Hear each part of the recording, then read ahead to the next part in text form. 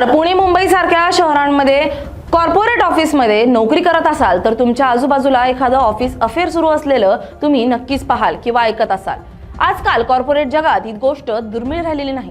अनेक जण दिवसाचे 10 ते 12 तास ऑफिसमध्ये घालवतात। सतत एकत्र काम, मीटिंग्स, दूर, लेट नाईट शिफ्ट यातून हळूहळू जवळीक वाढते आणि कधी ती प्रोफेशनल मर्यादा ओलांडते हे कळतही नाही। भारतात विशेषतः IT, स्टार्टअप आणि मोठ्या कॉर्पोरेट कंपन्यांमध्ये कामाचा ताण प्रचंड असतो। घरी वेळ कमी मिळतो, नात्यात संवाद कमी होतो आणि ऑफिसमध्ये मिळणारी अटेन्शन समजून घेणं, कौतुक हे सगळं आकर्षक वाटू लागतं। अनेक वेळा लग्नात आलेला कंटाळा किंवा भावनिक पोकळी ही अफेअरची सुरुवात बनते। काही केसेसमध्ये करिअरमध्ये पुढे जाण्यासाठीही अशा नात्यांचा वापर केला जातो।